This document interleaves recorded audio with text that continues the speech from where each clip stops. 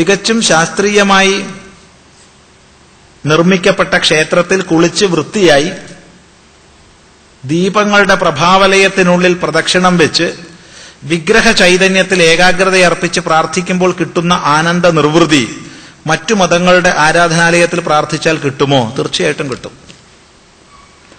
ഓരോ മതവിശ്വാസിക്കും അവനവന്റെ വിശ്വാസ പ്രമാണങ്ങൾക്കനുസരിച്ചിട്ടുള്ള ആരാധനയാണ് ഉത്കൃഷ്ടം. ഇത് തൊട്ടു മുമ്പത്തെ പ്രശ്നത്തില് മറ്റു മതക്കാര് പറഞ്ഞ അതേ മനോഭാവം പുലർത്തുന്ന ഒരു ഹൈന്ദവ സമീപനമാണ്. ഇതിനെ നമ്മൾ ഇഷ്ടപ്പെടുന്നില്ല. ഏത് മതവിശ്വാസിയാണോ അതിനനുസൃതമായ ആചാരങ്ങളിലാണ് ശുദ്ധിയോടുകൂടി പോകേണ്ടത്. നിശ്ചയമായും ഇങ്ങനെ ക്ഷേത്രത്തിൽ ഉപാസിക്കുന്ന ഒരു ഹിന്ദുവിന് കിട്ടുന്ന അതേ നിർവൃതി കുർബാന കൊള്ളുമ്പോഴോ ആൾത്താരയുടെ മുമ്പിൽ മുട്ടുകുത്തി നിന്ന് പ്രാർത്ഥിക്കുമ്പോഴോ ഒരു ക്രിസ്ത്യാനിക്ക് ലഭിക്കും. ഈശ്വരന് ശ്രദ്ധയോടുകൂടി നമസ്കാരം ചെയ്യുന്ന ഒരു മുസൽമാന് കിട്ടും, സംശയമൊന്നുമില്ല. അത് നമ്മൾ ബഹുമാനിക്കണം. അങ്ങനെ വേണം നമ്മൾ കാണുക. നമ്മുടെ മനോവൃത്തി മാത്രം ശരിയെന്നുള്ളത് ഇതര മതങ്ങളെപ്പോലെ നമ്മളും ആയി പോവുകയാണ്. ആ പതനം നമുക്ക് സംഭവിക്കരുത്. സംഭവിച്ചാൽ നമ്മൾ ഇതര മതങ്ങളെപ്പോലെ പരിമിതമായി പോവും. അത് പാടില്ല. വിഗ്രഹാരാധനയും ബഹുദൈവ ആരാധനയും ശവശരീരം അടക്കം ചെയ്ത സ്ഥലത്തുള്ള കർമ്മവും പാപമാണെന്ന് ഇസ്ലാം മതം പറയുന്നു. യേശുവിൽ അഭയം പ്രാപിക്കണമെന്ന് ക്രിസ്തുമതം പറയുന്നു. എല്ലാ മതങ്ങളും പരസ്പരം ആശയക്കുഴപ്പമുണ്ടാക്കുന്നു. ഇതിൽ ആര് പറയുന്നതാണ് ശരി? ഓരോരുത്തരും പറയണത് അവരവർക്ക് ശരി. അല്ലാണ്ട് ഇപ്പൊ എന്താ പറയുക? ഇതിൽ അങ്ങയുടെ അഭിപ്രായം അറിയാൻ ആഗ്രഹിക്കുന്നു. നമ്മുടെ അഭിപ്രായം, ഈ സകല മതങ്ങളുടെയും അടിസ്ഥാനമായ അന്തർധാരയായി ധർമ്മം എന്നൊന്നുണ്ട്. ആ ധർമ്മത്തിന്റെ മൂല്യങ്ങളെ ഉൾക്കൊള്ളുക. വളരെ ലളിതമായിട്ട് സുന്ദരമായിട്ട് പുഷ്പദന്തൻ പറഞ്ഞു. ത്രൈ സാഖ്യം യോഗ പശുപതി മതം വൈഷ്ണവമിതി പ്രഭിന്നേ പ്രസ്ഥാനേ പരമിതമത പഥ്യമിതി ച രുചീനാം വൈചിത്ര്യാത് ഋജുകുട്ടില നാനാപഥജുഷാം നൃണാമേകോ ഗമ്യ ത്വമസി പയസാമർണവൈവ. ഇതിൽ എന്താ പറയാനുള്ളത്?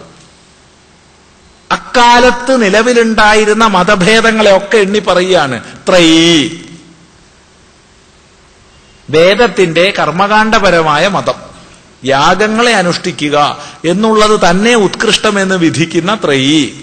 സാഖ്യം, പ്രകൃതി പുരുഷ വിവേകജ്ഞാനത്തിലൂടെയാണ് മോക്ഷം എന്ന് സമർത്ഥിക്കുന്ന സാഖ്യം. യോഗം, അതിന്റെ കൂടെ ഈശ്വരനെ അംഗീകരിക്കുകയും സമ്പൂർണമായ ചിത്തവൃത്തി നിരോധം നേടാനുള്ള ഉപായങ്ങളെ ഉപദേശിക്കുകയും ചെയ്യുന്ന യോഗം. പശുപതി മതം, ശിവനാണ് സർവേശ്വരൻ, ആ ശിവനെ ആരാധിക്കുന്നതിലൂടെയാണ് നിർവൃതി എന്ന് ഉപദേശിക്കുന്ന പശുപതി മതം. വൈഷ്ണവം, അല്ലല്ല, വിഷ്ണുവാണ് പരമേശ്വരൻ, അതുകൊണ്ട് വിഷ്ണുവെ ആരാധിക്കുന്ന മതമാണ് സർവോത്കൃഷ്ടം എന്ന് പറയുന്ന വൈഷ്ണവം. ഇതി, ഇപ്രകാരം പ്രഭിന്നേ പ്രസ്ഥാനേ, പ്രഭിന്നങ്ങളായ പ്രസ്ഥാനത്തിൽ, മാർഗത്തിൽ, പരമിതം, ഇതാണ് ശ്രേഷ്ഠം, പഥ്യം. അത് തരക്കേടൊന്നുമില്ല.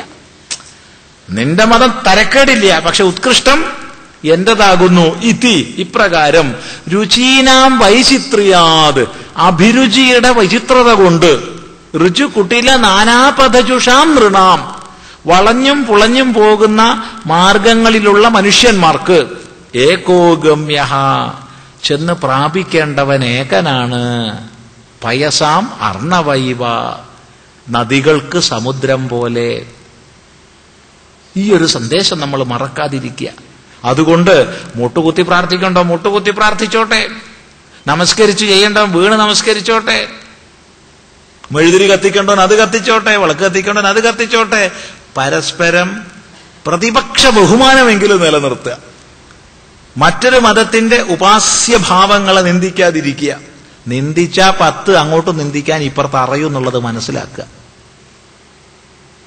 വേണ്ടി വന്നാൽ മനസ്സിലാക്കിപ്പിക്കുകയും ചെയ്യാം. ഇതൊക്കെ ആവശ്യമാണ്. അങ്ങനെ ജീവിക്കുകയാണ് വേണ്ടത്. ഈ ധർമ്മത്തെ മനസ്സിലാക്കുക. സർവദേവ നമസ്കാരം കേശവം പ്രതി ഗച്ഛതി എന്ന് നമ്മൾ നിത്യവും തന്നെ അനുസന്ധാനം ചെയ്യുന്നില്ലേ? ഏത് ദേവനെ നമസ്കരിച്ചും കേശവനിലേക്കാണ് എത്തുന്നത്. പിന്നെന്താ പ്രശ്നം? അതുകൊണ്ട് മതം മാറ്റുന്നൊരാശയം നമുക്കില്ല. അതുകൊണ്ടാണ് കൺവേർഷനും റീകൺവേർഷനും ഇല്ല എന്ന് പറഞ്ഞത്, ഡീകൺവേർഷൻ ഉണ്ടെന്ന് പറഞ്ഞത്. ശ്രദ്ധിക്കുക.